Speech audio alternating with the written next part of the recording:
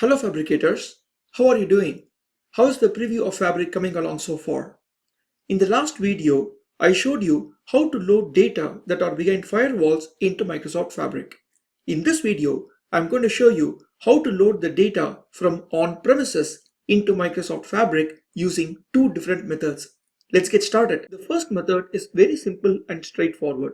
We are going to use Dataflows Gen 2 along with on-premises data gateway to load the data from on-premises database into Microsoft Fabric Lakehouse. Now, what I've got here is an Oracle database in my on-prem network with a private IP address of 10054. Now, I also have a Windows virtual machine in my Azure virtual network with a private IP address of 10046. Now, my Azure virtual network is connected to my on-prem network using VPN gateway. It could also be an express route in your case. This Windows virtual machine will be able to reach my Oracle database in on-prem because of this VPN or express route. Now we are going to install on-prem data gateway in this Windows virtual machine and load the data from Oracle database to Microsoft Fabric using Dataflows Gen 2. Okay, now I have logged into my Windows virtual machine. Let's open the browser and search for download on-prem data gateway.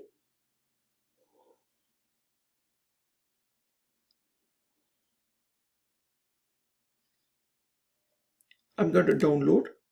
The download is now complete, so let's go ahead and launch it. Let's accept the terms of use and click install. Now the installation is complete. Let's go ahead and sign in. Now I have signed in with my email address. I'm going to register as a new gateway on this computer and click configure. Now the gateway has been registered and ready to use. Since we are going to be connecting to an Oracle database, we need to make sure that the right set of Oracle drivers are installed on the gateway machine. For that, I'm going to open my browser and search for Oracle Client for Microsoft Tools. And if I navigate to the Oracle Client for Microsoft Tools web page, we can download the right set of drivers from this web page, and there is also a step-by-step instructions on how to connect to Oracle database from Power BI service. This has important information such as how to set up your tnsnames.ora file, etc. For example, in my case, I have placed my tnsnames.ora in C data valley folder, and if I open my tnsnames.ora file, this contains the connection string information on where my Oracle service is running and in which machine should I connect to. I will be using this name in Power BI Dataflows. Now I have logged back into Microsoft Fabric. If I open settings and go to manage connections and gateways and click on on-premises data gateways, I see the on-prem data gateway that I installed shows up here.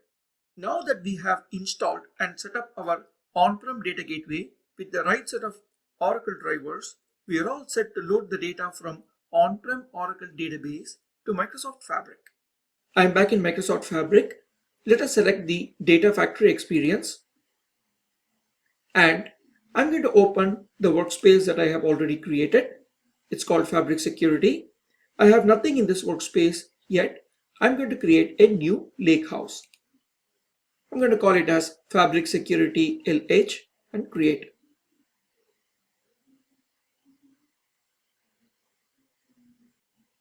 Now my lakehouse has been created. Now it's time to go ahead and create a Dataflow Gen 2. I'm going to create new Dataflow Gen 2 from here. I'm going to select get data from another source. From here, I'm going to click on more and select database and select Oracle database and enter the server name as it is in the tnsnames.ora file. Select create a new connection and select my on-premises data gateway. Select the authentication kind to basic and provide the username and password to connect to the database. Now we are all set, so I'm going to click next.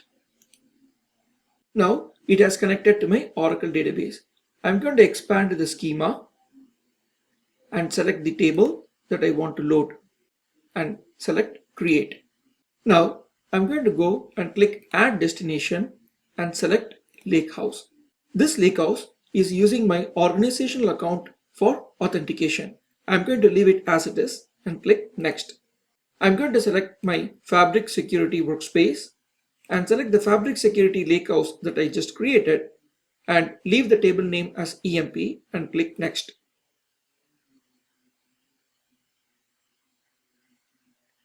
Now it shows me what to do with my destination table. I'm going to leave replace as my default option and I'm going to leave all the mappings as it is and click save settings.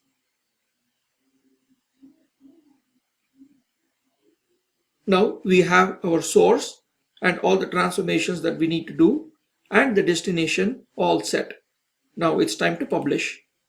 Now we can see that this data flow is being refreshed and the data is being pulled from on-prem Oracle database and getting loaded into the Fabric Lakehouse. Now I can see that my data flow refresh has been completed. So it's time to go ahead and open our Lakehouse. Now we see that there is one table under unidentified section. So I'm going to go ahead and click this refresh button. Now we see that the EMP table is appearing under the table section in our Lakehouse. If I click on this table, it will load the preview of the data.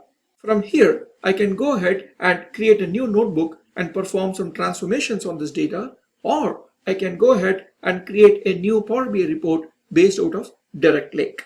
Let's take a look at our setup one more time and go over some details. In my example, both my Oracle database and the Windows virtual machine in my Azure Virtual Network have only private IP addresses.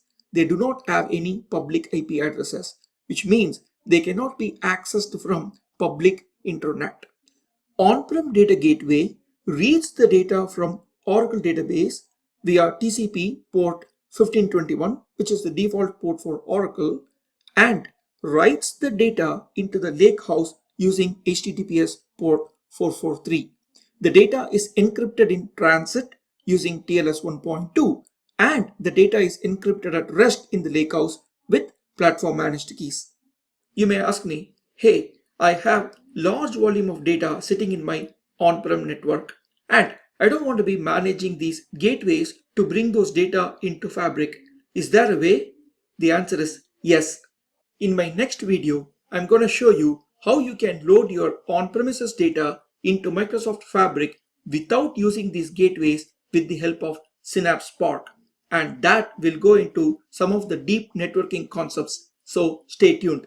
Thanks for watching this video.